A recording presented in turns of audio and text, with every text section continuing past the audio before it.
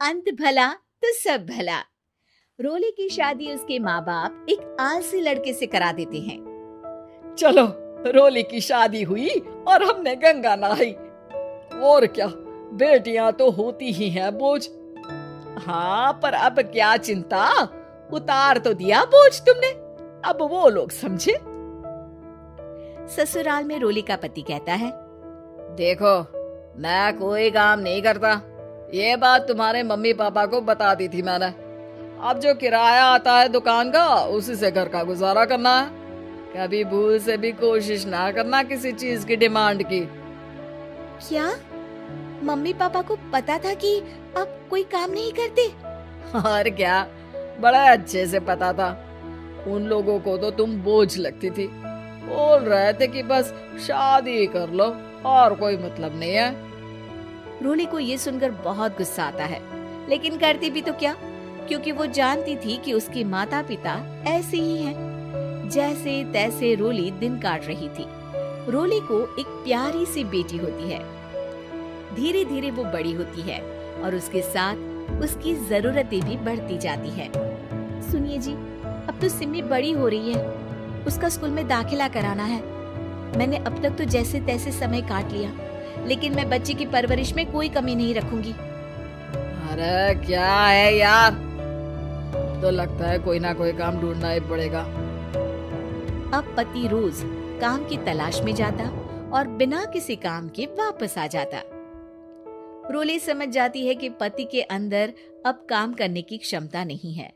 वो बेटी को उच्च शिक्षा देने के लिए कुछ करना चाहती थी, लेकिन करती तो क्या करती। एक दिन रोली की सहेली कहती है, रोली, मेरी कोई औलाद नहीं है। अगर तू मेरी औलाद को जन्म दे तो मैं तुझे तेरे मुंह मांगे पैसे दूंगी। अरे, तेरी औलाद को मैं कैसे जन्म दे सकती हूँ? सरोगेसी से। बच्चा मेरा और वैभव का ही होगा, लेकिन कोख तेरी होगी। ये संभव है रोली। रोली कुछ सोचकर कहती है, मुझे मंजूर है, लेकिन मैं इसका 2 लाख रुपया लूंगी। अरे कोई बात नहीं, मुझे मंजूर है। रोली खुश हो जाती है कि एक बच्चा पैदा करने का उसे 2 लाख रुपया मिलेगा।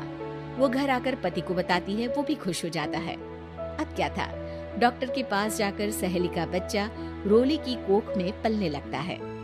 मुझे 20,000 चाहिए मेरे बेटी के एडमिशन के लिए। हाँ हाँ ठीक है, मैं उसके एडमिशन से लेकर सारे खर्चे उसके अकाउंट में डाल रही हूँ। रोली की बेटी का एडमिशन हो जाता है। रोली को लगता है कि वो अब सब कुछ ठीक कर देगी। दिन और महीने आगे बढ़ते हैं। अब एक दिन, एक बात कहूँ जी, काश इस बच्चे को मैं रख पाती। मैं अब इससे काफी जुड़ गई हूँ। अरे यार, पता नहीं किसका बच्चा है, अपने पास है ना अपनी मुन्नी। हाँ, लेकिन अब मैं भी इस बच्चे से जुड़ाव फील करने लगी हूँ। लेकिन मैं ये जानती हूँ कि ये मेरा बच्चा नहीं है। दोनों की जिंदगी ठीक चल रही थी, लेकिन कहते ना कि सुख का पल ज्यादा लंबा नहीं होता। एक दिन रोली की सहेली का फोन आता है। रोली, मुझे अब ये बच्चा नहीं चाहिए, मैं अपने पति को छोड़ रही हूँ। अरे लेकिन मुझे पैसों की जरूरत है, बच्चा तुम्हारा है, मैं क्या करूंगी? सहेली बिना कुछ बोले फोन काट देती है, फोन स्विच ऑफ कर देती है। लेकिन रोली के जीवन का तूफान यहीं नहीं रुकता। रोली, मैं इतना भार नहीं उठा सकता। आज पढ़ाई का पैसा मांग रही हो, कल को शादी, कॉलेज और पता नहीं क्या क्या। मैं तुम्हें छोड़ रहा हूँ, अपनी बच्ची उठाओ और निकलो इस घर से। अरे पर मैं कर तो रही हूँ ना बच्चे के लिए काम, आप आराम से रहिए ना। क्या काम कर रही हो? देख रहा हूँ मैं। ये छोटा शहर है, यहाँ लोगों को बात बनाते वक्त नहीं लगता। तो मैं क्या करूँ?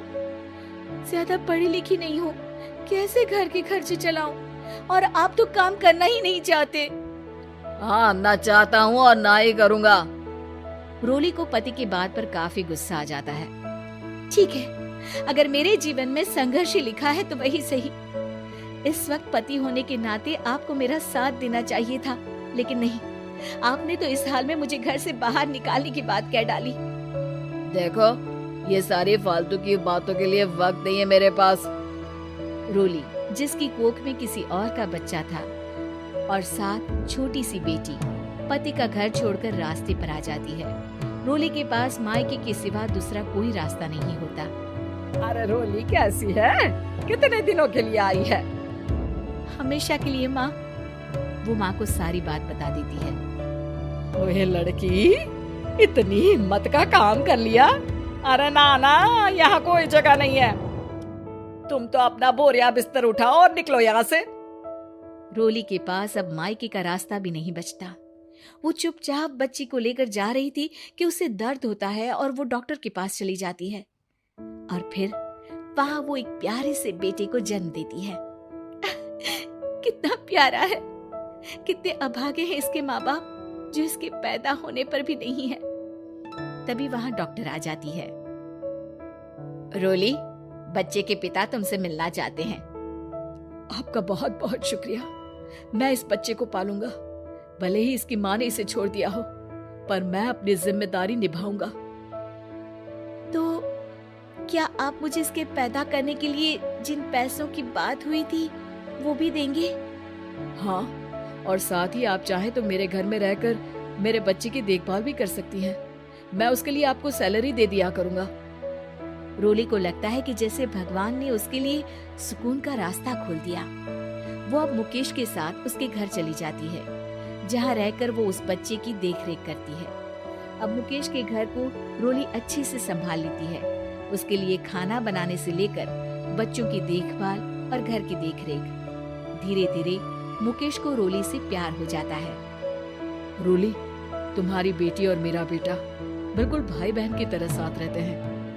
हाँ, आखिर है तो एक ही कोख के बच्चे, अटैचमेंट तो होगा ही ना। रोली, तुमने घर और मुझे दोनों को संभाल लिया। ये तो मेरा काम है। आपने भी तो मुझे छत दी जिससे मैं अपनी बेटी की पढ़ाई और भविष्य के लिए पैसे जोड़ सकूं। रोली, क्या तुम मुझसे शादी करोगी? अब मैं जानता हूँ तुम्हारी भी शादी कुछ खास अच्छी नहीं रही। रोली को मुकेश की बात ठीक लगती है। वो उसे हाँ बोलने की सोच ही रही होती है कि उसके पहले पति का फोन आ जाता है।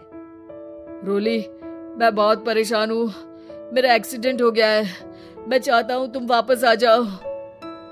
रोली को पुराने पति की चिंता होने लगती है। वो सोचती है कि वो क्या कर रही थी।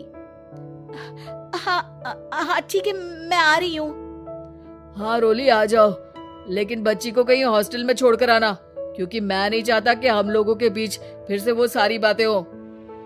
रोली को समझ आ जाता है कि पति आज भी सुधरा नहीं है। वो पति के पास जाने से इनकार कर मुकेश को हाँ कर देती है।